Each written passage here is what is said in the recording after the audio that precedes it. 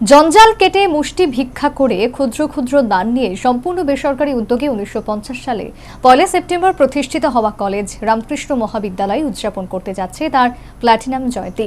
এই উপলক্ষে কলেজ কর্তৃপক্ষ ও এলামনি অ্যাসোসিয়েশনের পক্ষ থেকে বিভিন্ন কর্মসূচি হাতে নেওয়া হয়েছে। ইতিমধ্যে একটি প্রাথমিক কমিটিও গঠন করা হয়েছে। বর্তমান ঊনকোটি জেলার কৈলাসহর মহকুমার মনু নদীর অববাহিকায় গড়ে ওঠা কৈলাসহর জনপদের অহংকার রামকৃষ্ণ মহাবিদ্যালয়। এই মহাবিদ্যালয়টি মাথা উঁচু করে দাঁড়িয়ে আছে অর্ধ শতকেরও বেশি সময় ধরে। অগণিত ছাত্রছাত্রী, অধ্যাপক, অধ্যাপিকা এবং গুণগ্রাহীদের কাছে রামকৃষ্ণ মহাবিদ্যালয় শুধুমাত্র একটি উচ্চশিক্ষা প্রতিষ্ঠান নয়, জ্ঞানের আলোক বর্তিকাও বটে। সেই জ্ঞানের প্রদীপ জ্বেলেছিলেন রামকৃষ্ণ ভাবাদর্শে দীক্ষিত ত্যাগময় ব্রহ্মচারী তাপস চৈতন্য, যার আসল নাম ছিল ব্রজেন্দ্র চন্দ্র দেবগুপ্ত। সবার শ্রদ্ধাভাজন দাদাবাবু নামে পরিচিত এই মহান ব্যক্তির উদ্যোগ আত্মত্যাগে প্রতিষ্ঠিত হয়েছিল শ্রী রামকৃষ্ণ আশ্রম। রামকৃষ্ণ বিবেকানন্দের আদর্শে উদ্বুদ্ধ হয়েই শ্রদ্ধেয় তাপস চৈতন্যের নিরালস প্রচেষ্টায় বন পাহাড়ে ঘেরা অনুন্নত অবিভক্ত উত্তর ত্রিপুরায় স্থানীয় মানুষের সহায়তায় তিনি গড়ে তুললেন এক নিভৃত আশ্রম এবং ছোট্ট একটি ছাত্রাবাস। ধীরে ধীরে আশ্রমের আশ্রয়ই গড়ে তুললেন প্রাথমিক বিদ্যালয়, উচ্চ বিদ্যালয় এবং মহাবিদ্যালয়।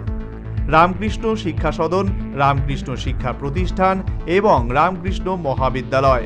কাঁঠাল গাছের তলায় 1950 সালের 1 সেপ্টেম্বর মাত্র 4 জন অধ্যাপক, 4 জন ছাত্র নিয়ে যাত্রা শুরু হয়েছিল রামকৃষ্ণ মহাবিদ্যালয়ের। কলেজের প্রথম অধ্যক্ষ ছিলেন ডক্টর সচ্চিদানন্দ ধর। সেই সময় কলেজের নিজস্ব কোনো বাড়ি ছিল না। আশ্রমের চণ্ডী মণ্ডপে ছাত্রাবাসের নিচের ঘরে কাঁঠাল গাছের তলায় মুক্ত প্রাঙ্গণে ক্লাস হতো। সবাই বলতো কাঁঠাল তলার কলেজ।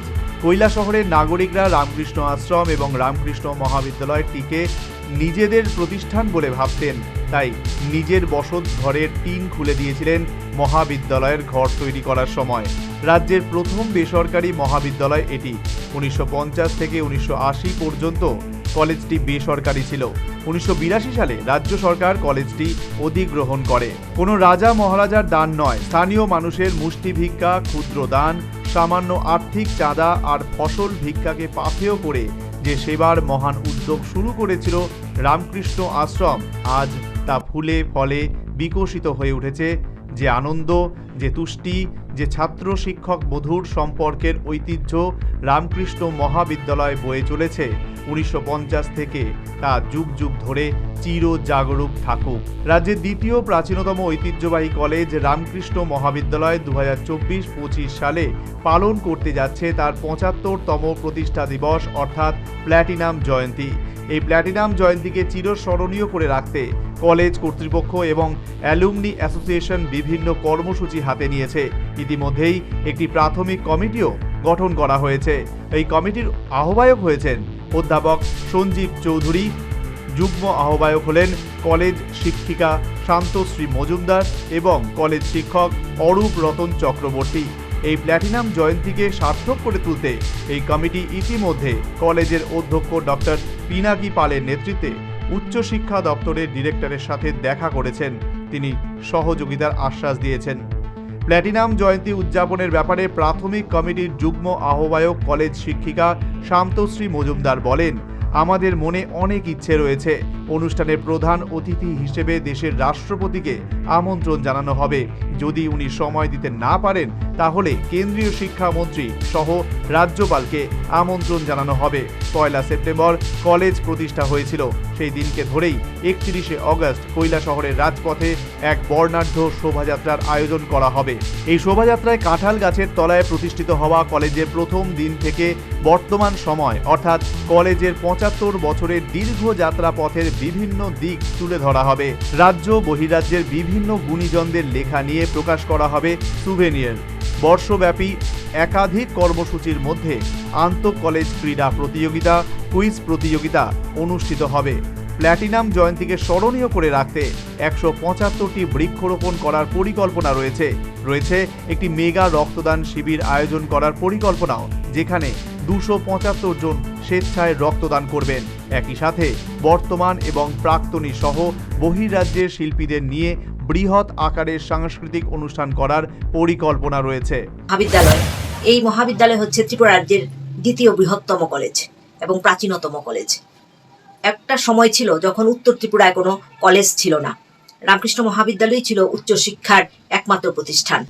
ধর্মনগর, কমলপুর, কুমারঘাট, কাঞ্চনপুর, কাঞ্চনবাড়ি সমস্ত এলাকার ছাত্রছাত্রীরা রামকৃষ্ণ মহাবিদ্যালয়ে পড়াশোনা করত। এমনকি দক্ষিণ এবং পশ্চিম ত্রিপুরার ছাত্রছাত্রীরাও রামকৃষ্ণ মহাবিদ্যালয়ে এসে পড়াশোনা করেছে। 31শে আগস্ট অর্থাৎ 1 সেপ্টেম্বরের আগের দিন আমরা একটা র্যালি করতে চাই।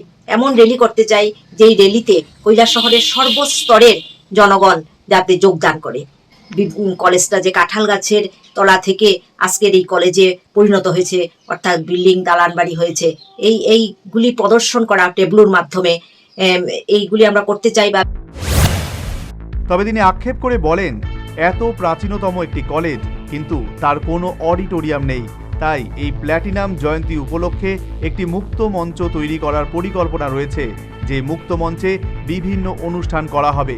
তিনি বলেন, ইচ্ছা বা চেষ্টা কোনো ত্রুটি নেই রামকৃষ্ণ মহাবিদ্যালয় যেন তার ঐতিহ্য এবং গৌরব বজায় রাখতে পারে, সেই দিকে সর্বতোভাবে চেষ্টা করা হচ্ছে। তবে তিনি বলেন, শুধুমাত্র কলেজ কর্তৃপক্ষের প্রচেষ্টায় এই অনুষ্ঠানকে সফল করে তোলা যাবে না, প্রয়োজন সকলের সার্বিক সহযোগিতা। বর্ষব্যাপী এই অনুষ্ঠানের সমাপন হবে 2025 সালের 1 সেপ্টেম্বর। প্ল্যাটিনাম জয়ন্তী উদযাপনের খবর চাউর হতেই কলেজের বর্তমান এবং প্রাক্তন ছাত্রছাত্রী সহ উচ্ছ্বসিত শিক্ষানুরাগীরা। Bureau report, news vanguard.